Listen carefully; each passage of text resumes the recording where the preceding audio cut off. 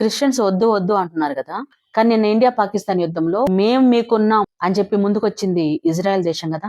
Israel టెక్నాలజీని వాళ్ళు మనకి ఇవ్వలేదా?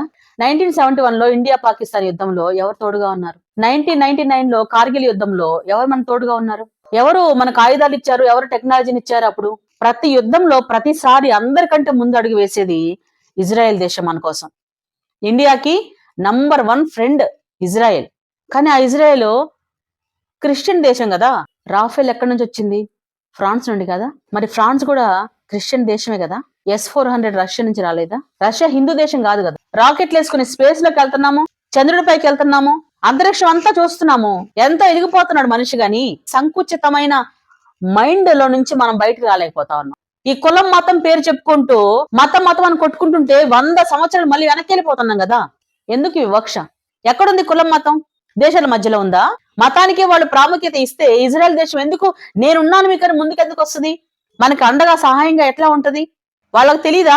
మతం గురించి తెలీదా? కులం గురించి తెలీదా? కొంచెం మనసు పెట్టి ఆలోచించండి. క్రిస్టియన్స్ మనం వద్దంటున్నాము, కొడుతున్నాము, తిడుతున్నాము, ఎంత దుర్భాషలాడుతున్నాము. కానీ క్రైస్తవ దేశాలు మనకు అండగా వచ్చి మేము ఉన్నాం అంటున్నారు అంటే మనం చేసేది ఎంతవరకు కరెక్ట్ అని ఒకసారి ఆలోచిస్తే దేశాలే స్నేహంగా ఉంటున్నప్పుడు ఒక దేశంలో మనందరం కలిసిమెలిసి స్నేహంగా ఉండలేమా?